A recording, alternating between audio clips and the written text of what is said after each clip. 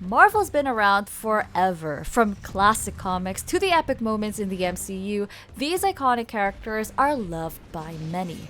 But now with Marvel Rivals, we're getting a fresh, insane take on them like never before. It's fast, it's wild, and it's putting our favorite heroes and villains into a whole new multiversal battlefield. As a Rivals gamer, we all know that this game is more than just those chaotic team battles and super flashy dizzying abilities. Beneath the surface of the action-packed gameplay with out-of-this-world cosmetics lies a surprisingly deep and evolving storyline, one filled with secrets, hidden connections, and multiversal consequences. Today, let's uncover some hidden lore within Marvel Rivals, how the universe came about, and the stories the game doesn't tell you directly, but it shapes every map, character, and faction. I'm Elaine, this is Destructoid, and let's jump right into it. The core of Marvel Rivals' narrative revolves around an event called the Time Stream Entanglement, a massive multiversal incident triggered by none other than Doctor Doom and a future version of himself, 2099 Doom. Their attempt to rewrite history causes a catastrophic rupture in the timeline, known as the Incursion, where multiple universes begin bleeding into each other. If that sounds familiar, that's because it's heavily inspired by the Secret Wars comic storyline, especially Jonathan Hickman's run. But Rivals takes its own spin on this by introducing new timelines and alternate versions of heroes we thought we knew. Maps like Strange Tower and Asgard aren't just arenas. They're battlegrounds between fragments of reality that shouldn't coexist in the first place. So most of the maps in Marvel Rivals give off really big clues as to what is happening behind the scenes in this entire Marvel Rivals universe. The maps in Marvel Rivals are some of the biggest clues to what's happening behind the scenes. Let's start in Asgard. Both Royal Palace and Yggdrasil's path revolve around Loki teaming up with Hela, banishing Thor to Earth, and tapping into the World Tree's power for his own twisted goals. In Royal Palace, Thor returns to take back key Asgardian landmarks, Odin's Archive, the Throne Room, and the Bifrost Gardens. No matter who wins here, you'll see Thor confront Loki in the Throne Room. But the real fight, that's happening on Yggdrasil's path, where a resistance group led by Tooth Grinder and Tooth Gnasher, yes, those are Thor's goats, they are escorting Stormbreaker to the World Tree. If offense wins, Stormbreaker smashes Loki's siphon. If defense wins, Loki gets the last laugh. Literally, with a smug grin as the resistance fails. Next up is 2099 Tokyo. This one's all about a rift in the sky, a digital war between Spider-Zero and the Master Weaver, and some pretty incredible futuristic visuals. In Shin Shibuya, offense players break Spider-Zero out of her energy prison and escort her and the spider car to a Budokan arena, where she teleports to the Sky Islands. If offense wins, you'll see that epic portal launch, and if defense wins, Master Weaver swoops in, recaptures her, and shuts everything down. Then we head to Spider Islands. Spider-Zero now needs to shut the rift using the Web of Life and Destiny. If offense succeeds, she casts some serious web magic to close it. But if defense wins, Master Weaver powers up the web using the rift's unstable energy. Whoops. Weird magic stuff? Welcome to Sanctum Sanctorum. Doctor Strange is trapped in the astral plane, hiding the Darkhold from Doom.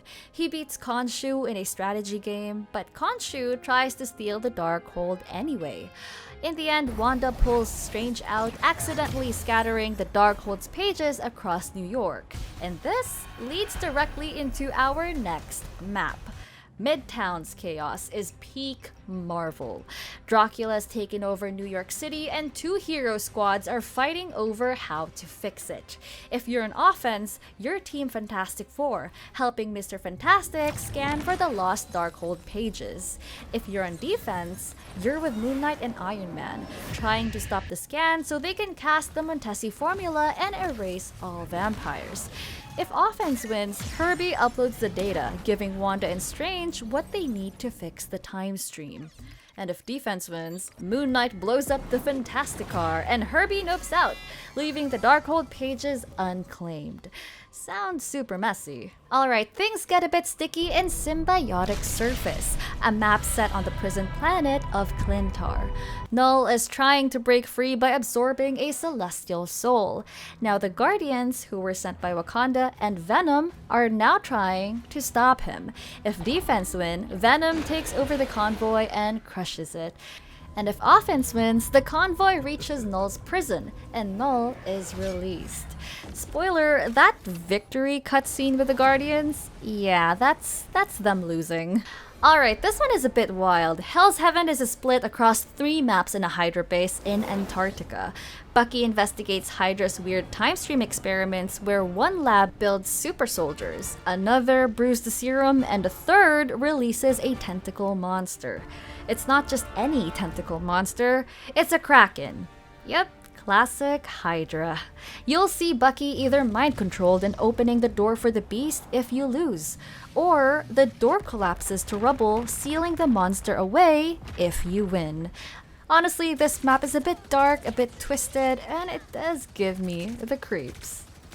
And finally, Wakanda. The maps Burning T'Challa and Hall of Djalia takes place in the intergalactic Wakandan Empire, where the spirit realm is merging with reality. Shuri and Reed Richards are racing to fix the time stream, while the spirit of Bast is trapped inside a glowing vibranium statue. In Burning T'Challa, you capture 3 beautiful Wakandan locations, including Warrior Falls and the Institute of Science. Not too much lore in those spots, but in Hall of Djalia, it all goes down. If offense wins, Bast takes over, purging the darkness. If defense wins, we get a haunting scene of T'Challa kneeling as shadows consume the skyline. It is quite brutal. But the real question here is, who is pulling the strings? At the heart of it all is Doctor Doom, but it's not the one we know. Now, the presence of both modern-day Doom and 2099 Doom raises another question. Which variant is in charge of it all? Well, my theory is that Doom isn't the true mastermind. Instead, Kang the Conqueror may be manipulating events behind the scenes. Well, his fingerprints are all over the multiverse tech and the entangled timelines. But hey, there's also speculation about a greater threat, something like the Beyonder or Galactus that's yet to appear. So let's keep an eye out for future updates and story chapters. The game developers mentioned that the story is still evolving, which means whatever it is that we're seeing in the game right now could just be part of Act 1. And there's something much bigger that lies in the horizon.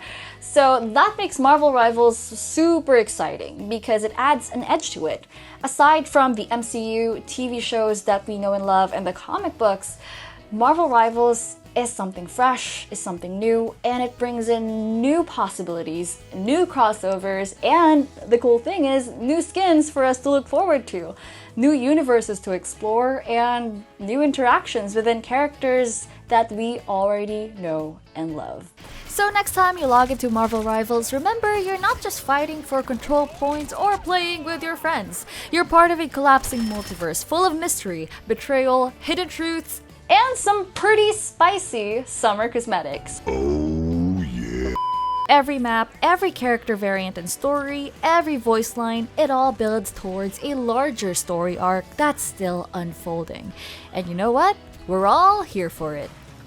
Here's a question to you guys. What secrets have you noticed or uncovered within Marvel Rivals? Let us know in the comments down below. Let's start a thread or a discussion about this because it's pretty fun, and I've been playing this game non-stop ever since. Or if you guys have any characters or maps that you guys want us to make a deep dive video about, let us know too. Like, sound off in the comments down below. Don't forget to hit like, subscribe for more fun videos such as this one. I'm Elaine from Destructoid, and I'll see you guys in the next one.